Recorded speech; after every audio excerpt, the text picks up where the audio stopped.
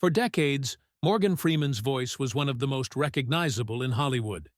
His deep, commanding tone defined legendary films, narrated breathtaking documentaries, and made audiences feel something real. But then, something changed.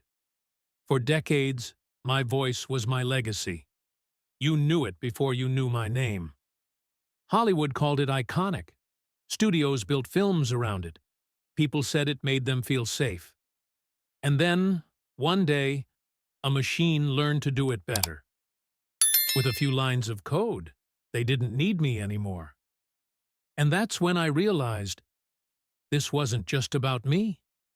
It was about all of us. What happened next changed the way I see the future forever. Morgan Freeman never planned to become a legend. In the beginning, all he wanted was a chance to tell stories, to bring words to life, to make people feel something. His voice? That was never the plan. It was just a tool, one he happened to have. But as the years passed, that deep, resonant, unmistakable voice became something more. It became a signature. It started with movies. Then came the documentaries, commercials, political ads, GPS systems. His voice was everywhere. They called it iconic. They said it had weight. And they weren't wrong. Morgan had spent a lifetime mastering tone, cadence, emotion, the perfect balance of warmth and authority. He narrated stories about hope, survival, space, nature, war, love. His voice made people trust, believe, feel safe. Then one day, a sound engineer on set made a joke. "Man, AI is getting scary these days. Soon, they won't even need us to record you. They'll just generate it." Morgan had laughed. Machines can't fake wisdom. He couldn't have been more wrong. It started with a phone call. His agent, Sam, sounded excited. "MGM wants you for a new film. They're offering a crazy deal." Morgan smiled. It never got old. He arrived at the studio, expecting the usual. But something was off. The executives were too formal. The producer kept glancing at his watch. Then one of them spoke. "Morgan, we need to show you something."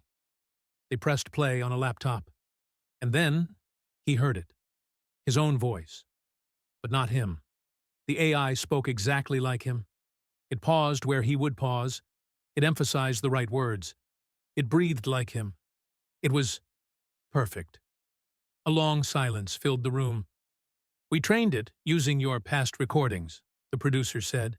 "It can do anything you'd do in the booth, but faster, cheaper, perfectly." Morgan's hands tightened on the chair. "So, what do you need me for?" The producer smiled, but it was the kind of smile that didn't reach his eyes. "We need your permission." That was it. Not his talent. Not his performance. Just his signature. He could already hear the words forming in their minds. "Morgan, this is the future. Morgan, think of how much easier your life will be. Morgan, why waste time recording when a machine can do it for you?" He pushed back his chair. "I appreciate the offer.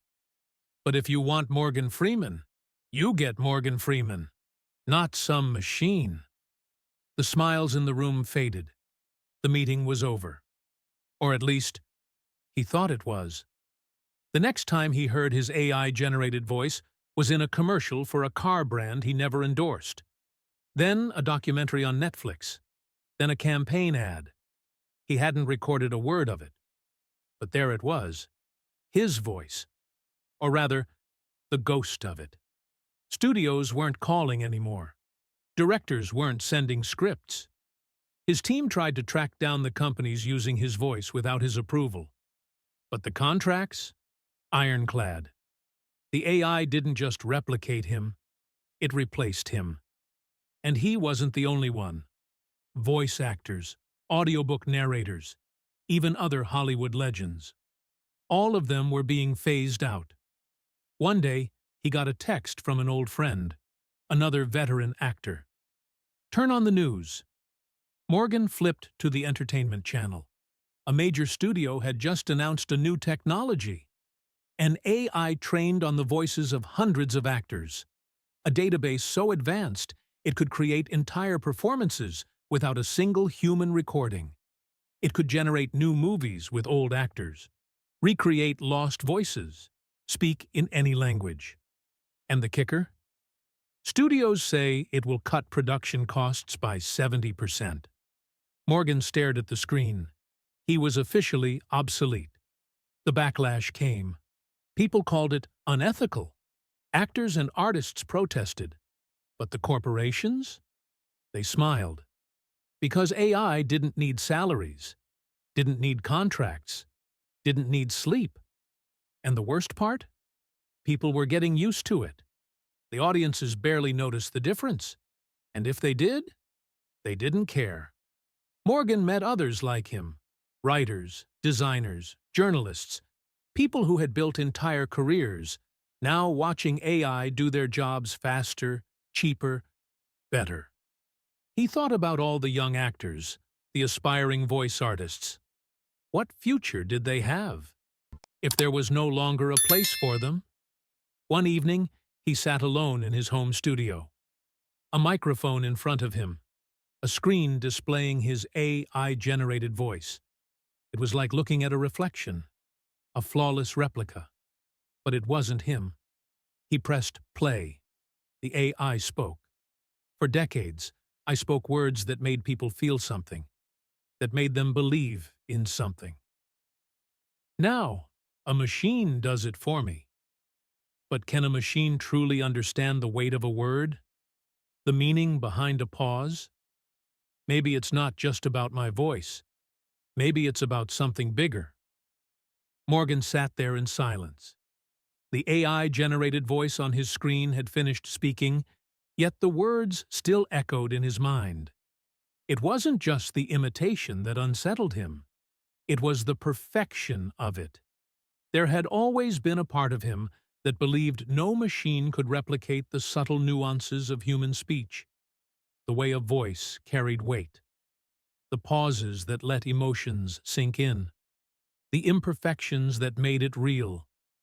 But now, this wasn't an imitation, it was a replacement. And as much as he hated to admit it, it was flawless. He closed the laptop, but the damage was done. He had spent a lifetime lending his voice to stories that inspired millions. And now, that voice was being used, without him, to generate stories he'd never see, never approve, never even know existed. And the world didn't care. He wasn't one to roll over easily. The next morning, Morgan called his lawyer. "We need to fight this. They can't just take my voice and use it without my consent." But the lawyer's response was anything but reassuring. "Actually, they can." Morgan frowned. "Explain."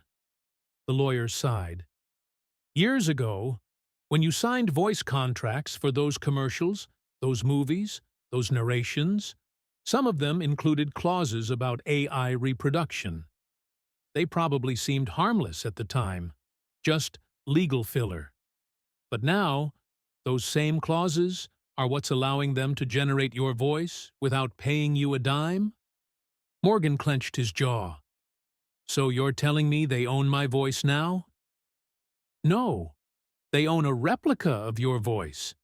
And as far as the law is concerned, that's enough." Morgan leaned back in his chair, exhaling slowly. This was bigger than him. He started noticing patterns. At first, it was just his voice popping up in unexpected places. Documentaries, commercials, even public service announcements. Then, he saw the news. A well-known audiobook company announced a new AI-driven voice system, promising cheaper and faster production. A famous sports commentator had been let go because AI could generate live commentary without human error. A movie trailer featured an AI-reconstructed voice of an actor who had been dead for over a decade. Morgan realized he was seeing the first phase of something far bigger than himself. This wasn't just about actors and voiceover artists. AI wasn't replacing people one job at a time. It was replacing entire industries, overnight. And the world? The world was applauding it. Public backlash did happen. For a moment, there was outrage. News networks debated the ethics of AI replacing artists. Hollywood actors spoke out against theft of their voices. Protests broke out. For a moment, it looked like the people might actually push back. Then the corporations spoke. AI doesn't replace talent. It enhances it. This technology makes creativity more accessible to everyone. We're preserving voices, not stealing them. And just like that, the conversation changed. AI wasn't taking away jobs. It was creating opportunities. Morgan knew better. He had seen what happened to industries when efficiency became more important than people. Efficiency didn't care about artists. Efficiency didn't care about ethics. Efficiency didn't care about Morgan Freeman. And yet, people bought into it. Not because they were blind, but because it was easier to believe the illusion than to face the reality. Weeks passed, then months. His phone rang less and less. The offers slowed. Studios weren't calling. He was watching himself disappear in real time. The industry he had helped shape had decided he was no longer necessary. They had his voice. They had his legacy. And they didn't need him anymore. One day, he saw a trailer for a new nature documentary. The narrator? His voice. But the credits? AI narration technology, powered by deep voice systems. Not Morgan Freeman, not his name, not even a mention. He had been erased. And the terrifying part? Nobody noticed. Nobody questioned it. Because the product was good. And for the corporations, that was all that mattered. One night, Morgan sat alone in his study, staring at the microphone in front of him. He had spent a lifetime behind that microphone, telling stories, bringing words to life, giving a human voice to human emotion. And now, his voice belonged to a machine. He hit the record button. And, for one last time, he spoke. For decades, I spoke words that made people feel something. That made them believe in something. Now, a machine does it for me. And maybe it's not just about my voice. Maybe it's about something bigger. Because if it happened to me, it can happen to anyone. The recording ended. He stared at the waveform on the screen. A perfect human voice. But for how much longer? What do you think? Is AI the future, or the beginning of the end? Drop your thoughts in the comments, and if you haven't already, subscribe for more.